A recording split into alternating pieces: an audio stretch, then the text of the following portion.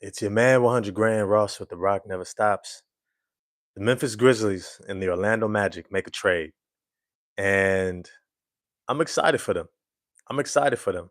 I could be a fan of the game without having to hate on everybody else because it may not be the particular team that I'm excited about.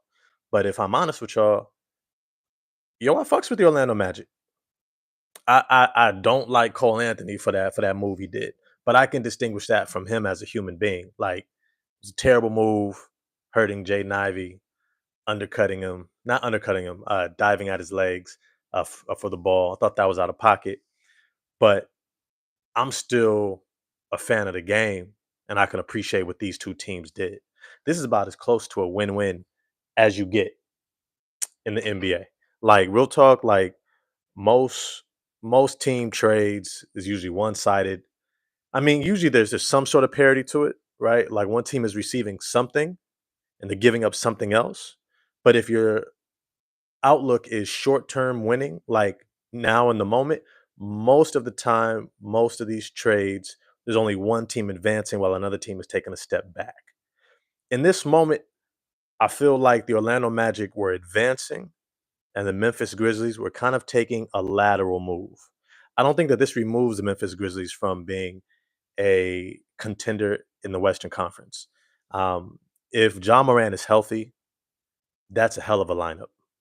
Getting a defender like Kentavious Caldwell-Pope, who I think his shooting will bounce back. Because if you're a lifelong, high 30s, low 40% three-point shooter on volume your whole career and you have a down year, it's not like you're gonna just continue to suck. Like, you're gonna know to get back to your basics, get back to your form, get back to your fundamentals, do the corrections you need to do, get your legs strong, maybe get your body back in shape. Maybe he was dealing with a little injury, but I think he bounces back.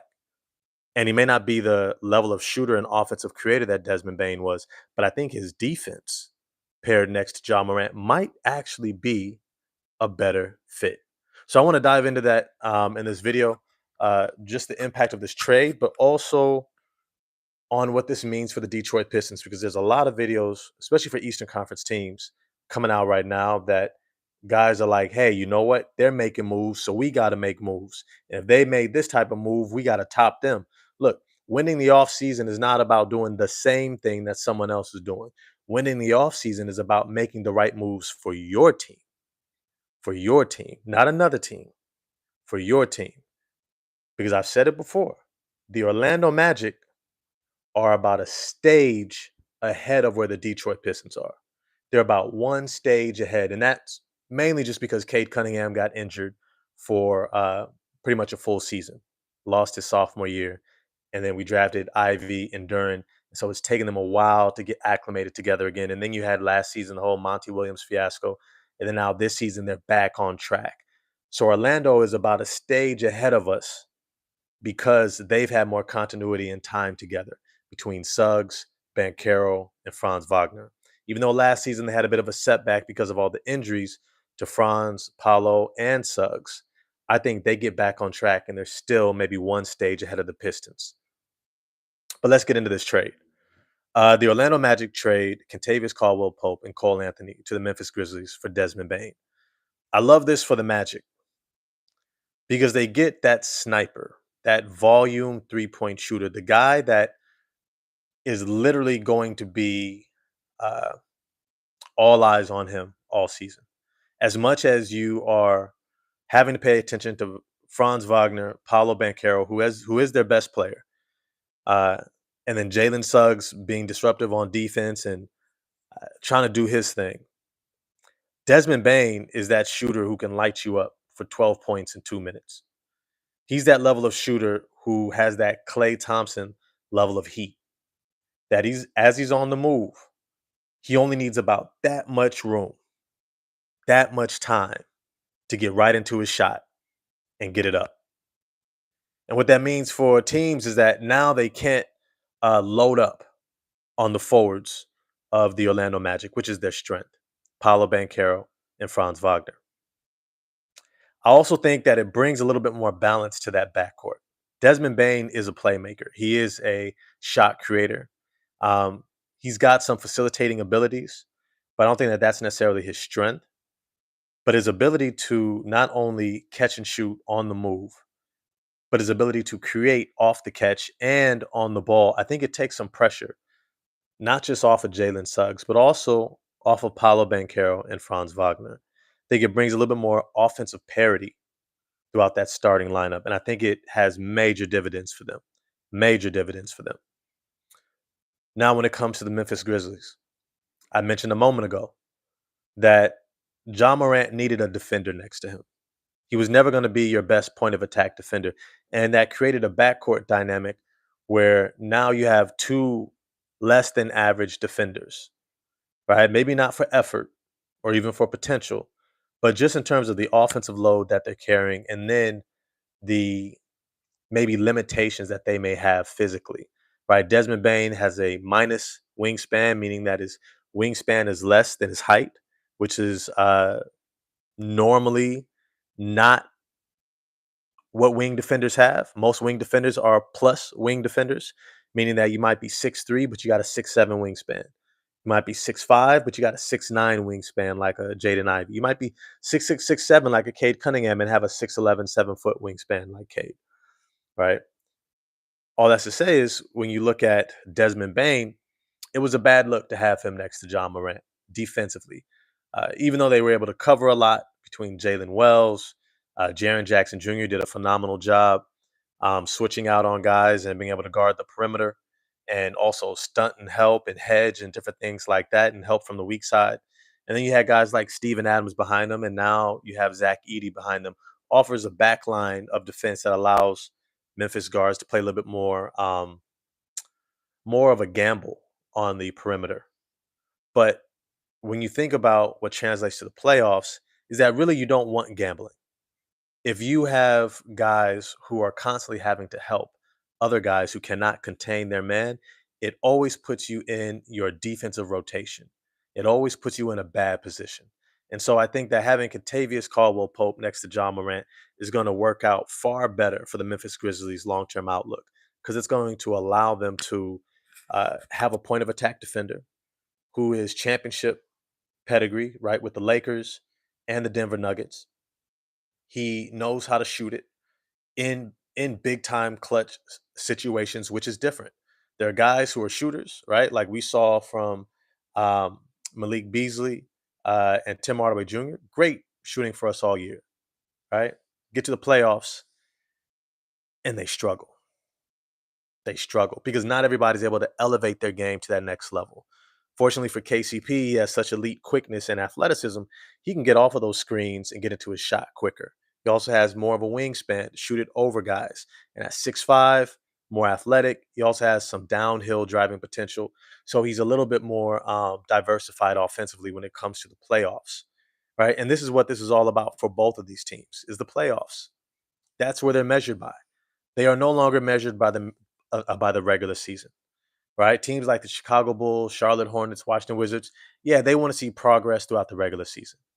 But teams that are in the playoffs, solidly in the playoffs, teams that are trying to knock on the door to be a contender, they are judged by the playoffs. Cleveland Cavaliers, New York Knicks are judged by the playoffs, Boston Celtics, and now the Orlando Magic and the Detroit Pistons are judged by what takes place in the playoffs. So when we see things playing out, we understand what they are responding to. Not the record from the regular season, but the record in the playoffs. Now, as I'm looking at these two teams, I do think this moves the Orlando Magic probably to somewhere around. I mean, I'm always forecasting based upon health, right? Because if a team isn't healthy, it's a wash. But healthy, I see the Orlando Magic just as good. Yeah, they are in that realm of the New York Knicks and Indiana Pacers. They are a team who can make a deep run in the Eastern Conference.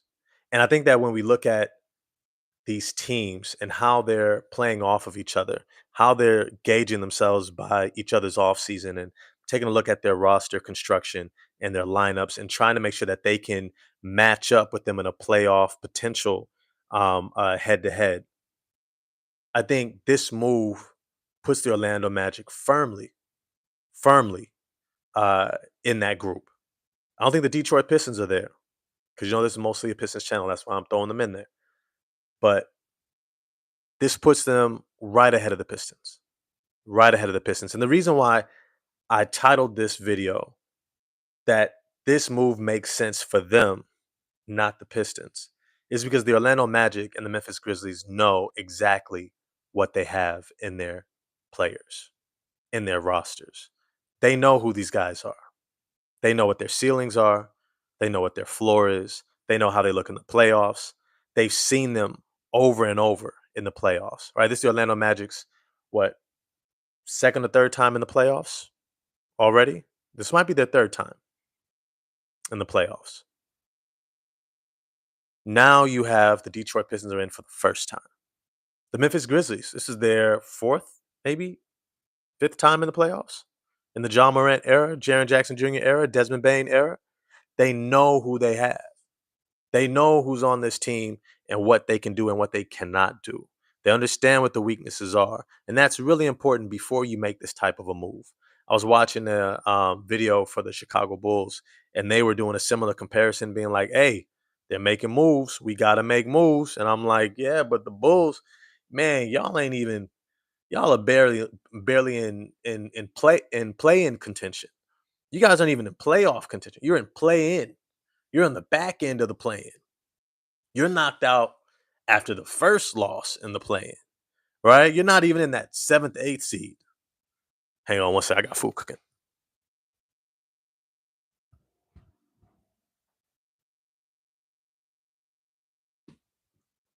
I'm back.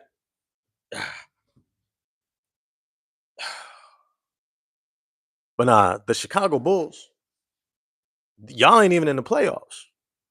Y'all are barely in the play-in, so this life ain't for y'all.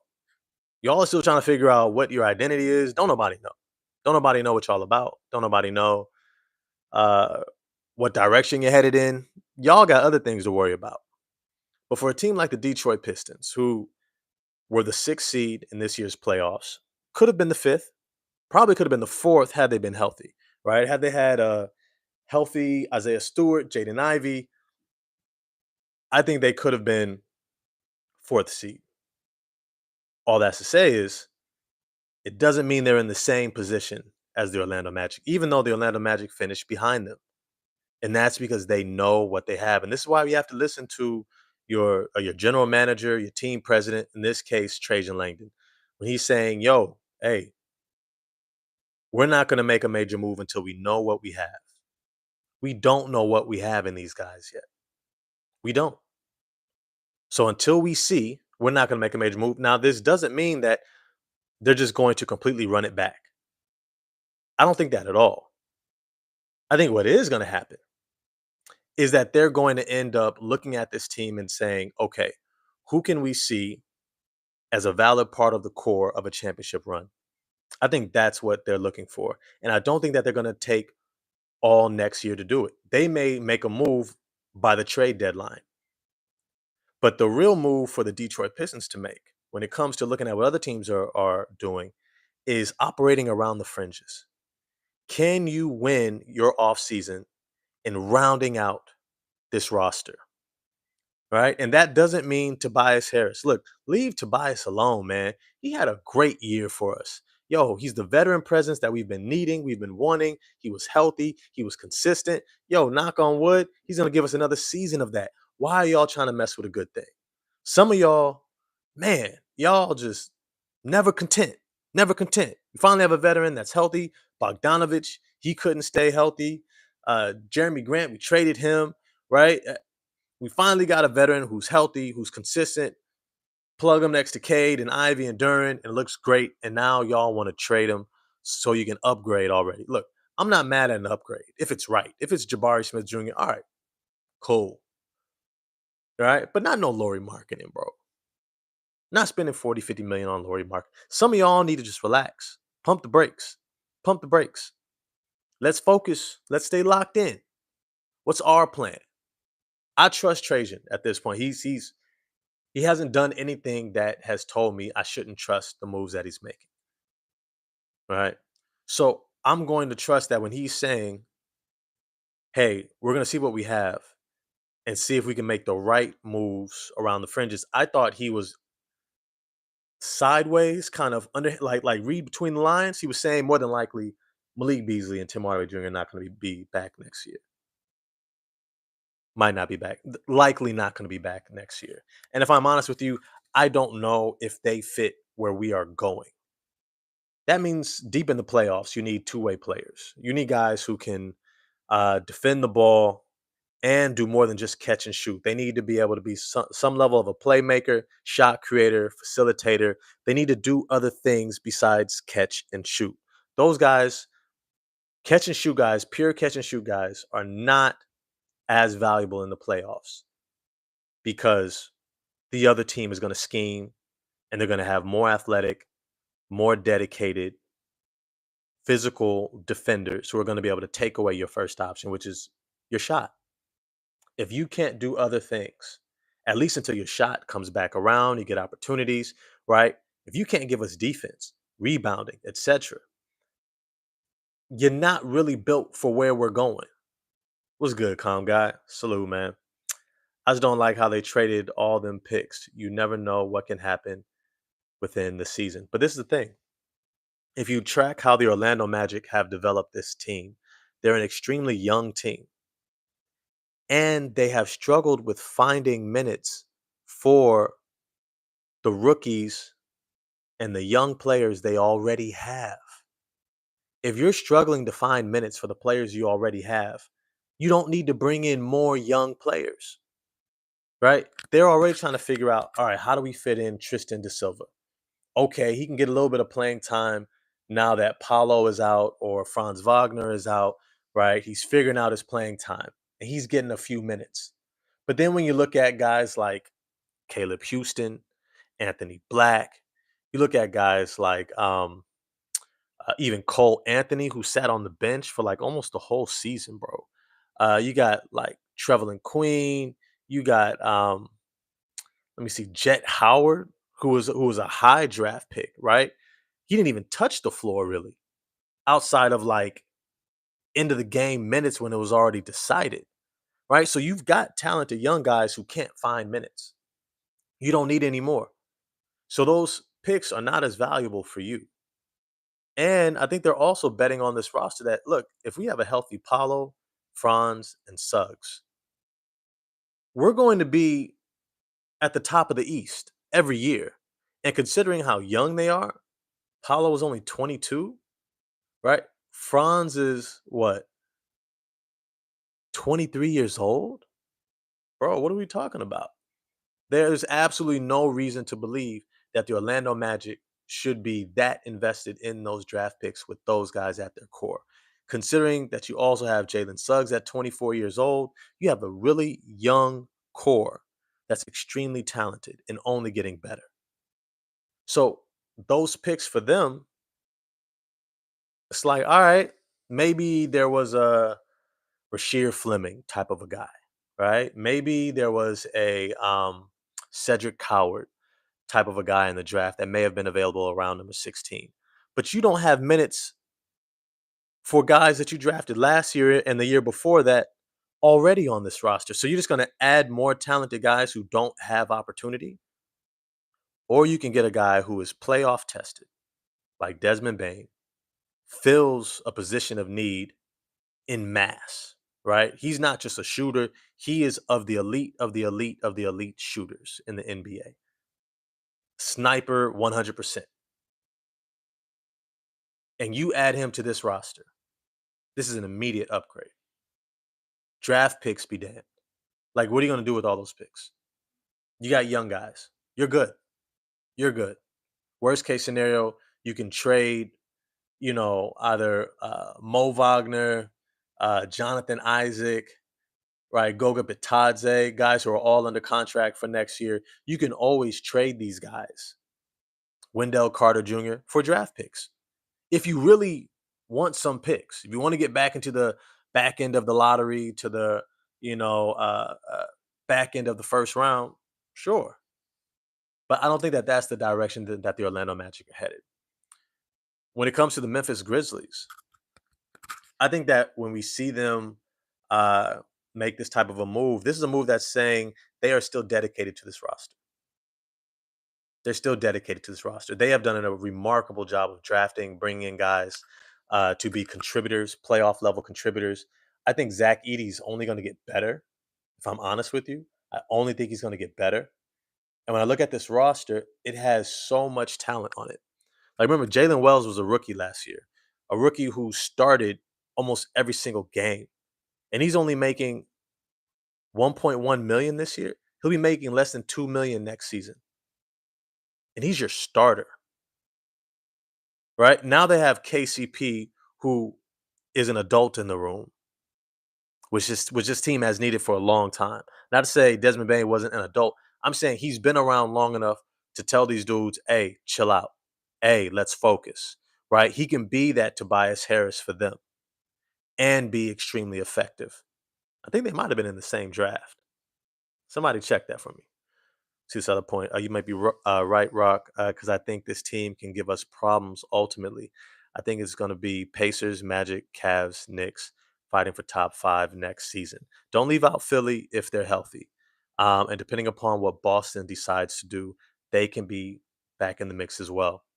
Joe B was good, my man. Honestly, I actually think that if you're a good drafting team, the NBA favors a bit of aggressiveness. True, true.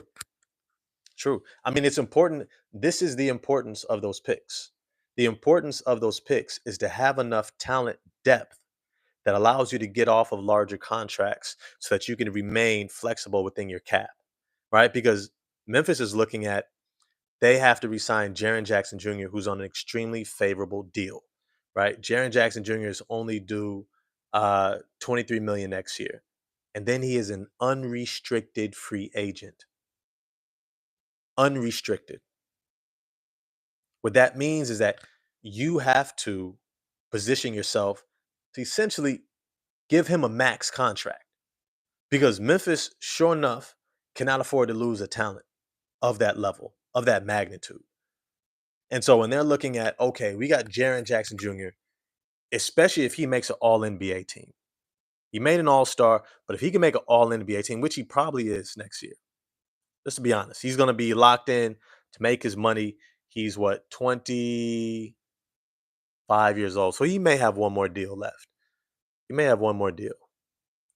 But it's to say that this is probably going to be one of his biggest contracts of his career.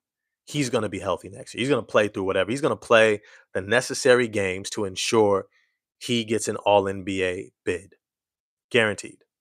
And that's going to mean that Memphis is going to have to pay him.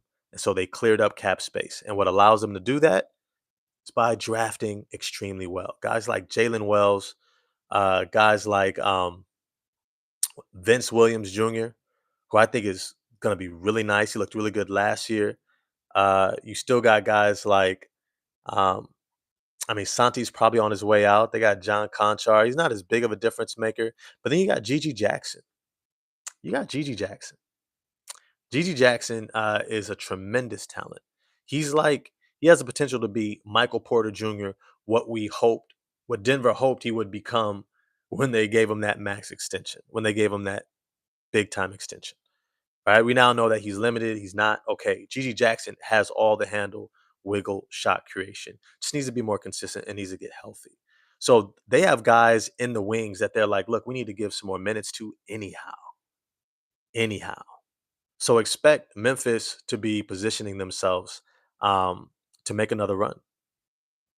Now, I also like that they got Cole Anthony. I think having a Scottie Pippen Jr., right, who's locked up under contract, through 27, 28, what a great deal for them. And having Cole Anthony, now they have two lead guards that they can bring in off the bench because that was something that they really struggled with last season. They had Scottie Pippen Jr. came in off the bench behind Ja Morant, or Ja Morant was hurt.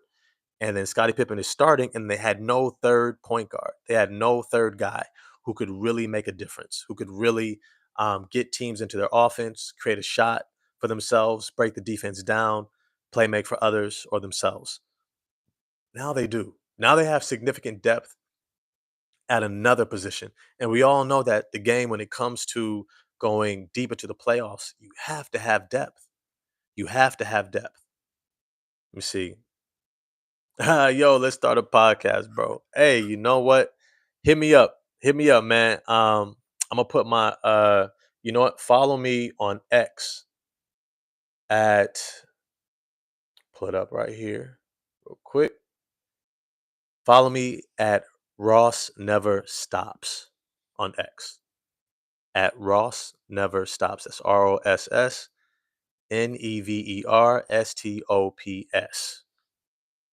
Follow me there, shoot me a DM, and we can figure it out. We can figure it out. But I'm down though, bro. I'm down. Let me see. Joe B. We mock Atlanta, but they still have all their firsts through 2031. I think they got Dyson Daniels and two firsts in the Murray deal, and Silver rewarded them with Sachet for trying to win. I agree with that as well. The NBA is and should continue to reward teams that are trying to win. 100%.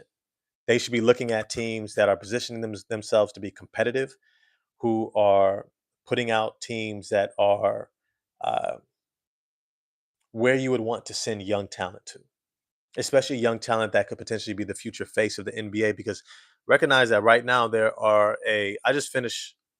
I was at a restaurant yesterday, and I was sitting at the bar. I saw the trade on the ticker tape, and then I turned and I saw this brother. He was from the town. He was from the Bay, uh, but he didn't really like follow the NBA like really tough, right? And he had a friend that was from Minnesota, and they were like, "Yo, what they say? They said it's hard to follow the NBA finals right now because nobody is really a big name that people can really identify with, and that's a real issue for the NBA. That they have relied upon LeBron James and Stephen Curry and Kevin Durant for so long, and James Harden for so long that they haven't necessarily built up this next generation. And unfortunately, as a result of that, especially with ESPN's influence, which is just like to me, it's just so catty and stupid when it comes to the NBA, to like, especially from other players, to tear down young players constantly. Like back in the NBA, they weren't doing that, right? They didn't do that. If you were good, they were like, "Whoa, this dude is dope. This dude over here, man, he's hella good." They wasn't picking apart his game. They weren't talking about how he's not worth the contract. They weren't trying to tear everybody down so that they can keep attention on a certain other few that allows them to really leverage their name. Like you have to understand to maintain certain individuals in the public eye is also how they make sure that they're maximally profitable, even if it's in tearing them down. So when Kendrick Perkins is tearing down Kevin Durant, he's still playing off of Kevin Durant's name and notoriety, right? If Kevin Durant wasn't the main guy that everyone's looking at anymore, then all of a sudden he wouldn't be as useful to use for clickbait because that's where he's at as a basketball critic. Stephen A. Smith with LeBron James, right? If you have all these other young stars, all of a sudden now it's like you talk trash about this one, people are like, who cares? I don't want to watch that video because I'm not a fan of that, right? So there needs to be a transition that allows the NBA to begin to market the the generation that's coming in, right? The Anthony Edwards, even the John Morants. They need to be, Luca, definitely SGA, Tyrese Halliburton, Jalen Brunson, even Trey Young doesn't get enough love for what he's doing. Definitely Cade Cunningham and these Detroit Pistons that's coming. Like how you gonna make mistakes and like not know how to pronounce people's names, not say the wrong name, not even understand what's going on the roster. Like if your job is to track this stuff, have the professionalism to actually track these players, right? Like next to my computer right here, I have another device up so I can see the names to make sure that I'm pronouncing them correctly. I know what their draft order is, age. I know what they're getting paid salary wise. I can look into what they've done throughout the season, right? Like there's a certain level of professionalism that you have to have if you're going to do this work, or I believe that you should have. And the NBA needs to correct that because there's a lot of exciting basketball going on. I think these finals have been tremendous. Like they've been dope. I've loved seeing what Indiana and Oklahoma City are doing. it's just it's everything that as a basketball purist you want to see. Let me see. Ivy's about to scorch earth. I love my team. Yo, Ray, hey, bro, I'm right there with you, Mo. Yo, bro, I 100% believe that Ivy is about to come in next year and wreak havoc. Like he's gonna wreck shop because right now the way this team is structured, and it really is going to be a testament to see what JB Bickerstaff can do for this roster, in terms of developing a scheme. Because I don't think the same scheme that he did last season is going to be what is maximally effective this year. I think he's going to have to add in a wrinkle of what it looks like to maximize Asar Thompson as a point forward and his ability to facilitate and set up Cade Cunningham and Jaden Ivey off ball while still continuing to grow Jalen Duren and doing the dribble handoffs, pick and rolls, dunker spot, but also creating opportunities for him to turn and face and attack his man off the bounce. Because I think that that was an element in the playoffs that was significantly missing. That he should have been able to go at Carl Anthony Towns and exploit a bad defender to put him into foul trouble and put pressure on him. Right. I think that was something that was missed. And I think that if I'm honest, I think I've done a video on this, but I haven't. I may need to. I know that I've alluded to it. That Jalen Duren is already a top 10 NBA center, right? Outside of, the guys that are MVP candidates, guys that have been perpetual all stars, outside of that grouping, Jalen Duren is right there. He's right there. And if you have a 22-year-old top 10 center, you should be investing in him, which means that JB Bickerstaff is going to have to open up that scheme a little bit. I do appreciate him developing the dribble handoff dynamic and playmaking from the top of the key for Duren. I think that that was a huge benefit to his growth and being able to play with guys like Cade and Ivy. And I also want to see a guy who can create his own shot. And I know that he can because I've seen enough glimpses. But I want to see that included within the playbook of JB Bickerstaff. I want to see the guys deferring to Duren. I want to see guys who know how to play off of Duren. And for that, you're going to need to incorporate that into your training camp, into the preseason that allows the team to build that continuity around one another. But all I have to say is, I think that the Detroit Pistons are going to have a great year, but expect them to make different types of moves than the Orlando Magic. It's not going to look like, hey, let's get this major piece, former All Star. It's going to look like, no, let's get guys who can fill in around the fringes. And I've brought up a bunch of names to you guys, the Marcus Smarts, the Chris Middletons, the Delano Bantons, Jabari Walker, or Jabari Smith Jr., the PJ Washingtons, even Lindy Waters is a good positional size shooter off the bench. Malcolm Brogdon. These are guys that I really like for this team. They bring in veteran leadership, guys who have had deep playoff runs or won championships. These are guys who can help mentor the younger players and smoothen out the edges. Because if you have multiple Tobias Harris level players who can be effective offensively and defensively while making sure that they instruct the young core of what to do, and that young core, remember, Cade, Ivy, Asar, Duran, Ron Holland. I would say Bobby Clement as well. He's you got to put up or show up. You got to have a huge summer to not be replaced at this point.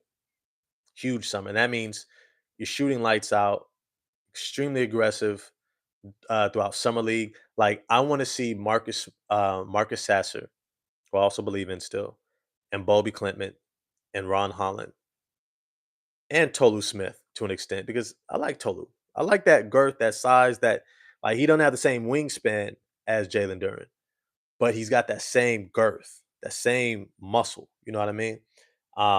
Setting great screens, playmaking at the top of the key, dribble handoffs, all that stuff. But I want to see that lineup: Sasser, Holland, Clintman, Smith. I want to see them step in the Vegas Summer League and play so well that you can wrap it up.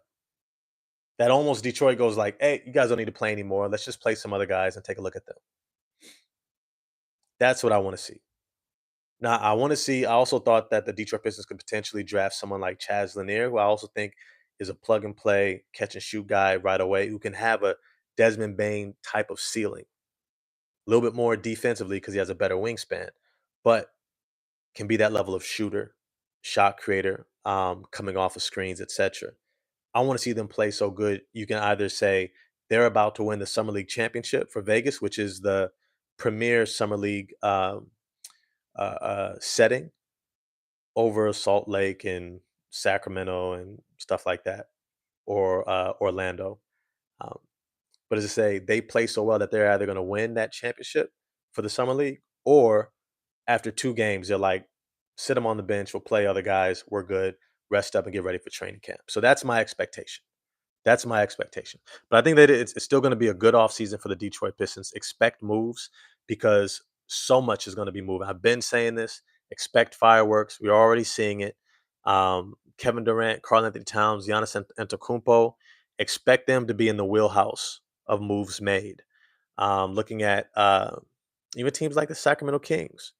They got DeMontis Sabonis along with Zach LaVine. Can they get off of 2 of those contracts? I think they would be really interested and invested in getting off of some of those contracts. But as always, if you enjoyed this video, smash the like button for me, hit subscribe and the bell for notifications. Definitely helps out the channel and the algorithm. It says that you enjoy doing interactive live chats with me. And I'm going to see y'all next time. I got something to eat. I'm hungry as hell. Peace.